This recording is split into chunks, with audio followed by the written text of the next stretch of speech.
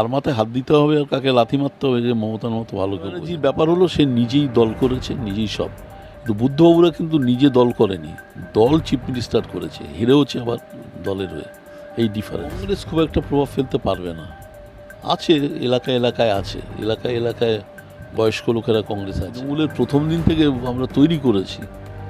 কংগ্রেস ঠিক লড়তে পারছিল না সিপিএমের সঙ্গে, সেই আমলে ঠিক লড়াইটা করতে পারছিল আমাদের মনে হয়েছে। তখন অনেক জোয়ান ইয়াং ছেলে, তখন আমরা বিরিয়ার ডাক্তারদের আন্দোলন আমার বাড়ি আমার তো অ্যাফেক্ট করবে না, আমি তো পয়সা দিয়ে চিকিৎসা করাই, রাজত্ব করবে। মমতার অ্যাডভান্টেজ বললাম তো, লোক হয়ে গেছে, প্রচুর লোক পৌঁছে যাচ্ছে লোকের কাছে, যেটা আমরা বিরোধীরা পাচ্ছি না। যারা অবস্থান করছে আমি বারে বারে বলছি, তারা তো মাইনে নিচ্ছে ভাই, মাইনে নিচ্ছ আবার অবস্থানও করছো ডিউটি, এটা ঠিক তৈরি হচ্ছে না। 500 লোকের কারখানা একটা হয়েছে, নেই এখানে। ওয়ার্ক কালচারটা চলে গেছে তৃণমূল আসার পর, সেটা কিছুটা সিপিএমও শেষ করে দিয়েছিল। ডক্টর নারায়ণ গঙ্গোপাধ্যায়ের সঙ্গে কুণাল ঘোষের সাক্ষাৎ, সেই নিয়ে জোর বিতর্ক রাজনৈতিক মহলে। আমি বলতে পারছি না, নারায়ণ গঙ্গোপাধ্যায়ের ব্যাপার স্যাপার আমি জানি না, এই আর কি। জুনিয়র ডাক্তাররা বলছেন যে তৃণমূলের সঙ্গে সাক্ষাৎ, এদিকে তারাই যখন সরকারের বিরোধিতা করছে, সেখানে জুনিয়র চিকিৎসক সিনিয়র চিকিৎসক অর্থাৎ আন্দোলনই একটা যেন অন্য মোড় নিতে চাইছে। হতে পারে জানি না, কিন্তু যারা অবস্থান করছে আমি বারে বারে বলছি, তারা তো মাইনে নিচ্ছে ভাই, মাইনে নিচ্ছ আবার অবস্থানও করছো ডিউটি, এটা ঠিক না। 70-71 সালের সময় আপনি উল্লেখ করেন, সেই দিক থেকে আজকের সময়ের সঙ্গে সেই সময় 70, 71, 69 থেকে শুরু, 68 থেকে নকশাল আমল, অসীম চ্যাটার্জি, তারপরে সিপিএমের শ্যামল চক্রবর্তী ছিল, এরা ছিল, সুব্রত মুখার্জি, প্রিয়রঞ্জন দাসমুন্সী। তখন একটা এত নতুন একটা ভাবনা এসেছিল বিভিন্ন সব ক্ষেত্রেই, সে কংগ্রেস হোক সিপিএম হোক, সেই অনুযায়ী এগোতো। এরা পড়াশোনা করে রাজনীতি করতো পড়াশোনার সামনে, এখন সেটা আছে কিনা জানি না। আপনার সেই প্রেসিডেন্সিতে পড়ার কথা উল্লেখ করেন, সেদিক থেকে যে আপনি বলেছিলেন প্রেসিডেন্সিতে গিয়ে দেখছি আমি সবচেয়ে অশিক্ষিত। হ্যাঁ, তাই তো কি কারণে মনে হয়েছিল, দেখলাম এরা অনেক পড়াশোনা বেশি। এখন এক একজন হাওয়াই বিশ্ববিদ্যালয়ের চ্যান্সেলর, রুদ্রাংশু মুখার্জি অশোকা ইউনিভার্সিটির চ্যান্সেলর, ছাত্র পরিষদ করতে রুদ্রাংশুদা। তো তখন একটা ছিল সে লেভেলে, এখনও ভালো প্রেসিডেন্সি, ছেলে ভালো। আমরা দেখেছি টেট নেট দুর্নীতি, কিন্তু এই যে রাজ্য সরকারের ভোটে কোনো প্রভাব ফেলেনি। এই যে সামনে উপনির্বাচন, কেউ খবর রাখে না, যা ভরার নিজের লেভেলে সেখানকার যে প্রার্থী তার উপর নির্ভর করছে। টেট কে জানে, কি জানে, তুমি জানো পুরোটা, আমিও জানি না। নেট কে হচ্ছে, যারা এফেক্টেড তাদের সংখ্যা কত, 4 কোটি ভোটার, তার মধ্যে কত, এই আর কি। রাজ্যে শিল্প নেই, সেই অনেকে অভিযোগ তুলছে। শিল্প তো নিয়ে আমি অনেক দিন ধরেই বলছি, শিল্প তৈরি হচ্ছে না। 500 লোকের কারখানা একটা হয়েছে, নেই এখানে। ওয়ার্ক কালচারটা চলে গেছে তৃণমূল আসার পর, সেটা কিছুটা সিপিএমও শেষ করে দিয়েছিল, মানে মালিকরা আসতে চাইতো না, এই আর কি। মমতা বন্দ্যোপাধ্যায়ের কার্যত কোথাও গিয়ে ভূয়সী প্রশংসা করতে দেখা যায় আপনাকে, অনেকে বলেন। না, আমি ভূয়সী প্রশংসা করি না, আমার সঙ্গে আমি ভাই যুক্তির লোক, যুক্তি রে করি। তাই বুদ্ধবাবুর প্রশংসা করতাম কেন, জ্যোতি বোসের প্রশংসা করি কেন?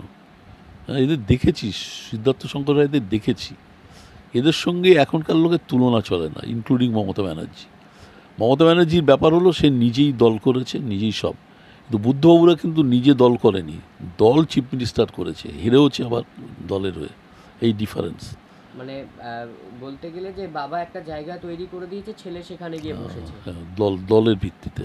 কিন্তু মমতা বন্দ্যোপাধ্যায় নিজেই করেছে না, কংগ্রেসটাকে নিয়ে গেছে তো, টোটাল কংগ্রেসটা চলে গেছে, এটা তো আর তৈরি হয়নি, মানে জন্ম হয়নি, কংগ্রেসের দলটাই চলে গেছে তৃণমূলে, সেইটা অ্যাডভান্টেজ মমতা নিচ্ছে। 2026-এ নির্বাচন আসছে, সেদিক থেকে বিজেপির অনেকটা হলেও ক্ষমতা হারিয়েছে, কিন্তু তারা জোর গলায় বলে যে তারা এখনো বেশি ক্ষমতাতেই রয়েছে। কংগ্রেস কি প্রভাব ফেলবে এই রাজ্যে? কংগ্রেস খুব একটা প্রভাব ফেলতে পারবে না। আছে, এলাকায় এলাকায় আছে, এলাকায় এলাকায় বয়স্ক লোকেরা কংগ্রেস আছে, তারপরে এরিয়া ওয়াইজ কিছু কংগ্রেস জিতবে সেটা আছে, কিন্তু সেভাবে করতে পারে না, কারণ কংগ্রেসের যারা ভোটার তারা তো তৃণমূলের ভোটার হয়ে গেছে, এই মুশকিল হয়েছে। মানে কংগ্রেস তৃণমূল হয়ে গেছে, এর কারণটা কোথায়? মানে তখন বেরিয়ে এলাম আমি তো তৃণমূলের প্রথম দিন থেকে আমরা তৈরি করেছি। কংগ্রেস ঠিক লড়তে পারছিল না সিপিএমের সঙ্গে, সেই আমলে ঠিক লড়াইটা করতে পারছিল আমাদের মনে হয়েছে, তখন অনেক জোয়ান ইয়াং ছেলে, তখন আমরা বেরিয়ে এলাম। তাই বাম কংগ্রেস জোট, এই জোট কি কোথাও গিয়ে মানে একটা তো অসুবিধা হয়, পুরনো লোকেদের কাছে বোঝাতে অসুবিধা হয় যে বামের সঙ্গে কংগ্রেসের জোট, কিন্তু সময়ই শেষ কথা, সময়ই বলবান, সময় নির্দিষ্ট করে দেয় কে কোন দিকে থাকবে। চন্দননগরে যে ছেলেটি বিনা চিকিৎসায় মারা গেছে সেই নিয়ে কল্যাণ বন্দ্যোপাধ্যায় তিনি পথে নেমেছিলেন। তিনি বলেছেন খুনি ডাক্তারদের বিচার চাই, মানে ডাক্তারদের তিনি খুনি বলছেন। মানে খুনি ডাক্তারদের, সবাইকে তো বলেনি খুনি ডাক্তার, পলিটিক্যাল প্রোগ্রাম বলেছে। বিনা চিকিৎসায় মারা গেছে, হওয়া উচিত তো না হাসপাতালে গেলে, কারণ হাসপাতালের এই যে জুনিয়র ডাক্তারদের আন্দোলন আমার তো অ্যাফেক্ট করবে না, আমি তো পয়সা দিয়ে চিকিৎসা করাই, হ্যাঁ, নার্সিংহোমে ভর্তি হয়ে যাবে, আমি কথার কথা বলছি। অ্যাফেক্টেড হয় খুব গরিব লোকেরা, তারই অ্যাফেক্টেড হয় হাসপাতাল যদি আটকে যায়। কার্নিভালে মমতা বন্দ্যোপাধ্যায়ের সঙ্গে বিভিন্ন নায়িকাদের যারা অভিনেত্রী তাদেরকে নাচতে দেখা গেল, ডান্ডিয়া নাচে। এদিকে অনেকে বলছেন যে এদিকে দ্রোহের কার্নিভাল, এদিকে আনন্দের কার্নিভাল মমতার। সে দ্রোহেরও তো কার্নিভাল হয়, সেটাও তো ব্যাপার, ভুলভাল কথা হয়েছে, নেচেও তো ভোট পাচ্ছে, সেটাই তো বলছি। এটাও মানুষ কোথাও গিয়ে বুঝছে না। এটাও একটা না, এটা একটা ইয়ে আছে, বললাম তো তৃণমূলের এত ছেলে, তুমি আমার এক্ষুনি ফোন করলে একটা ছেলে চলে আসবে, আমার দল কল্যাণে জানি বিরোধী, এন্টার সল্টলেকে 40টা না 41টা সিটের মধ্যে ওরা 40টা পেয়েছে, একটা কংগ্রেসের লোক পেয়েছে যে বাইরের ইয়েতে, ওই সল্টলেকের বাইরে আর কি মধ্যে, তখন কী করবে, আমাদের তো বিরোধীদের লোকই নেই, তো লোক নেই। অনেকে বলছে এই রাজ্যে নীতি বদলের দরকার। সবসময় নীতি বদলের দরকার, কিসের নীতি, কোন নীতি, সেই তো রাজত্ব করবে। মমতার অ্যাডভান্টেজ বললাম তো, লোক হয়ে গেছে, প্রচুর লোক পৌঁছে যাচ্ছে লোকের কাছে, যেটা আমরা বিরোধীরা পাচ্ছি না।